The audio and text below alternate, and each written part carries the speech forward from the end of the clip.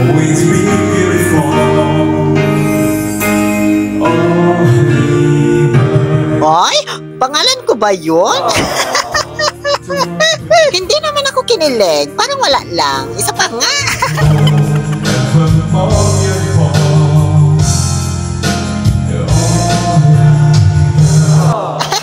Parang tanga to. Ba't mo ba sinasabi yung pangalan ko? Di ako prepared. Wala lang to guys. Ano ba kayo? Tara na nga. Simulan na natin ang vlog. Baka maihipa kayo sa kilig.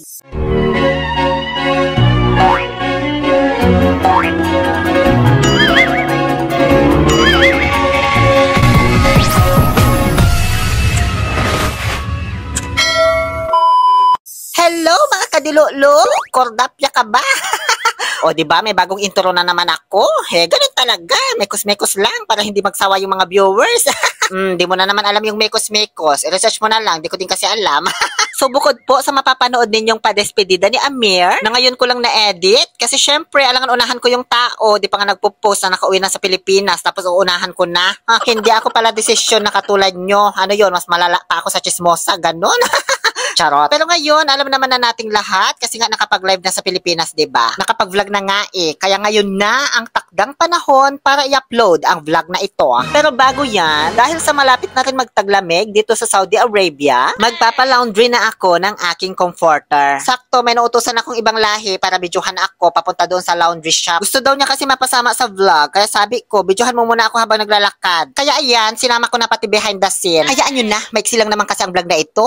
Maraming salamat sa iyo, Mr. Nakalimutan ko yung pangalan. Itong driver namin, Diyos ko. Shoutout na lang sa iyo, okay na yan. Hindi na may comment character ng vlog na ito eh.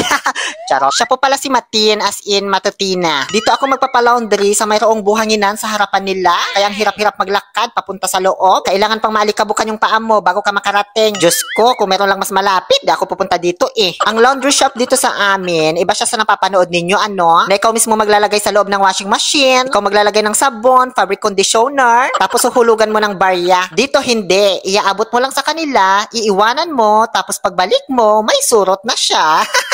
Charot. Oy, hindi naman ha. Malinis laba nila dito, tapos mabango pa. Nakasil din yan sa plastic kapag i-claim mo na. Kaya safe naman talaga. Makikita nyo mamaya kapag binalikan ko na ito. Ang di ko lang sure, baka isabay sa kumot ng ibang lahi habang nilalabhan.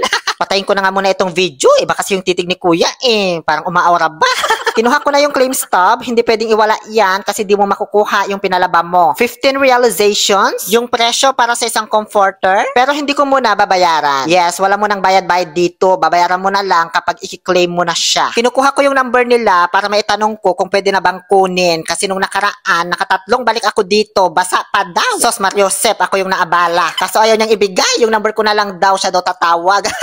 Alam na this, o bahala ka sa buhay mo. So tara na at punta na tayo sa venue para sa despedida ni paring Amir. Kung saan ito? Hindi sa Ramania, syempre, paulit-ulit na tayo doon. Hindi na kayo nagsawa, Diyos ko. Dito kami sa may Bistek Biscuit Cafe. Bistek man kasi tawag ni Joff eh. Ayun, nagaya ko tuloy. Ano to pag-aari ng ex-mayor ng Quezon City? Bistek Bautista. Ngayon nandito na ako. At dahil sa nagbago na po ang buhay ko, kung dati ako yung laging buzzer batter, ay, ano ba yan? Buzzer beater pala, tama ba? Ako yung laging late, ako yung laging inaantay ba? Kapag may ganitong pagtitipon ng mga hokage. Yes, totoo yan, hindi ko lang sinasama sa vlog, ano? Siyempre para hindi ako masira, baka wala nang makipagkulab sa akin, laging late. Pero dahil sa ako ang nauna ngayon, abay syempre i-vlog natin yung pag-aantay ko, ah. O, ganun talaga, vlog ko to eh. Kaya dapat magmukhang malinis yung pangalan ko. Good attitude ba? Ganon, professional. Kahit sa totoong buhay eh, barubal yung pag-uugali. Totoo naman. Ang hindi ko kasi maintindihan guys, ako itong nanggaling pa sa Tukba, mas malayo, samantalang itong si paring Amir, kanina pa daw sa Ramania, at si Joff naman, doon lang sa may bandang Corniche manggagaling. Ako pa talaga itong naunang dumating, nakakaloka kayo. Kaya ayan, nahihiya, tuloy ako pumasok sa loob, wala kasi akong pambayad.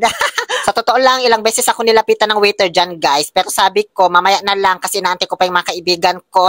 Nakakabaliw pa naman mag-antay guys, kaya tignan nyo kung ano-ano naman pinagagawa ko. Nag 1, 2, 3, 1, 2, 3 drink na naman ako. Pero seryoso guys, ang lapit lang talaga ni Amir dito. Kaso, may dineliveran pa siya ng jersey, kaya malilate daw siya. Si Joff naman ay nasa work pa. Pa-out pa lang. So, naintindihan ko naman sila. Ano ba kayo? Ako pa ba? Hala, ang social pala ng padispedida ni Amir. May pa-carpet pa talaga. Mayat maya ay dumating na rin sa wakas si Joff. Ay, naka-coach siya, be. Normal attire tayo. Samantalang ako nakachinelas lang. Ba't di nyo man lang ako in-inform? ABS-CBN boy pala itong aatinan ko. Akala ko dispedida lang. Mauna na nga kayong pumasok. Nahiya tuloy ako. Umakyat kami sa second floor kasi dito matatagpuan yung room nila na mayroong video okay. Unlimited video okay na siya pero may bayad yung room, consumable, 150 SR yata. Di ko na maalala. Di naman kasi ako nagbayad. Kaya nagpapasalamat po kami kay Sir Joel. Tama ba? Na-confuse ako sa pangalan, guys. Basta si Sir po na manager ng Biscuit. Kasi naka-reserve na daw pala itong room para mamaya. Kaso pinagamit pa rin sa amin habang hindi pa dumarating yung mga nagpa-reserve. O, diba? Mayat maya ay dumating na rin ang ating pinaka-importanteng bisita sa lahat, si Paring Amir. Antaray, manager pa talaga nagbukas ng pinto sa kanya, diba? Ganyan siya ka-espesyal. At pakamay-kamay pa ha? Ano to, politiko lang? Tumatakbo ka bang kapitan? Charot. O sige na, pahinga ka na dyan. Alam ko pagod ka. Relax ka muna dyan, Paring Amir, dahil kakantahan muna ako ni Joff ng Beautiful in My Eyes. Nakapag-order na kami niya ng pagkain, kaso may isang tao talagang hindi makapag-antay. Halatang nagutom na talaga siya, guys, dahil sa pagod. Kaya ayan, diba? Kumain muna siya ng saging. Ganyan ba sikreto ng mga may abs, Amir? Pasaging-saging lang. Tama na yan at mahigpit ang lolo natin pagdating sa mga kanta-kanta na ganyan. So habang inaantay pa rin namin yung pagkain, ay tuloy pa rin sa pagkanta yung dalawang lalaki natin. Yes, sila lang dalawa kumanta, hindi kami kumanta ni Sir Noel, no? Tinalo nila kami. Ay, akala ko ayan na, tubig tsaka plato lang pala. Nagutom pa naman na ako, ikaw kainin ko dyan eh. Charot. Kinanta nilang dalawa yung Jopay na hindi naman ako makarelate.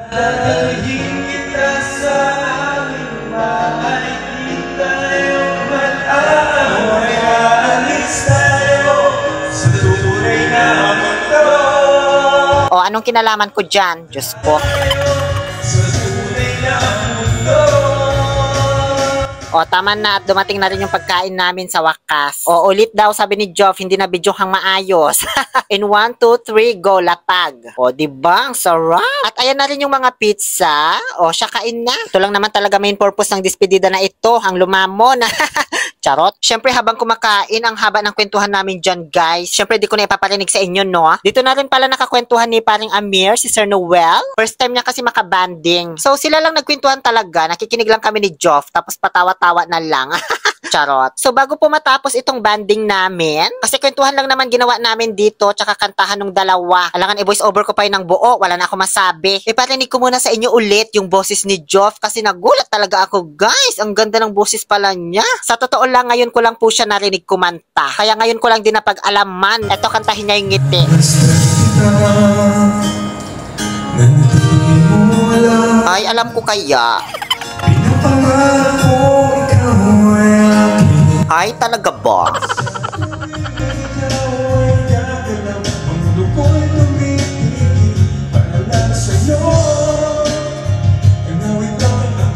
Diyos ko, hindi ko yata kakayanin to.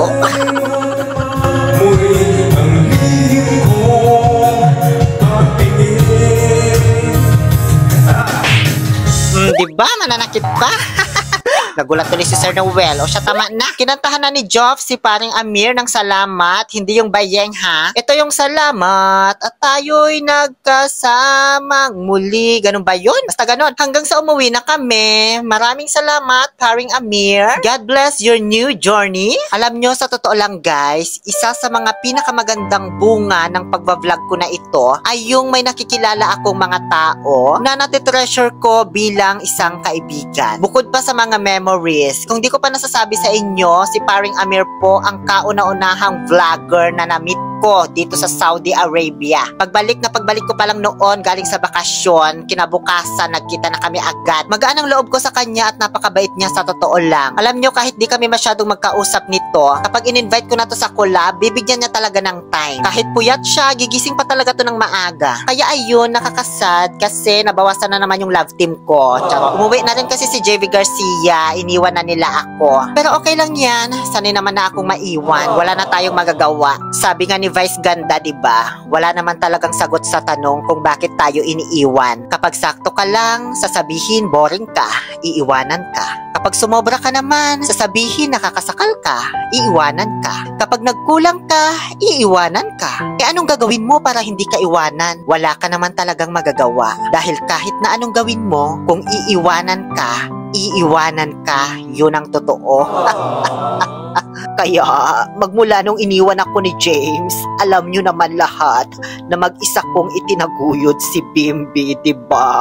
Charot. So, paano to? Paano ako mag-outro? Naging emotional na. Muli, maraming salamat sa'yo, paring Amir. Ganon din po kay Boss Joff kasi siya po talaga nagplano ng banding namin na ito. Nasabi ko kasi sa kanya na flight na ni Amir ng ganitong araw. Kaya ayun, pinush niya talaga ako na iset ang banding namin na ito. Salamat din po kay Sir Noel kasi siya na naman naghatid sa akin pa uwi. Kaya nalibre na naman akong pantaksi. O, diba? Pag uwi ko galing work, yung mga sumunod na araw, ay kinuha ko na po yung pinalabhan kong comforter. Ayan no, nakabalot pa sa plastic, diba? Yun lamang po. Maraming salamat sa panunood. Muli, this is your Happy Pill Oliver Castro na nagsasabing, no to toxicity, let's make people happy.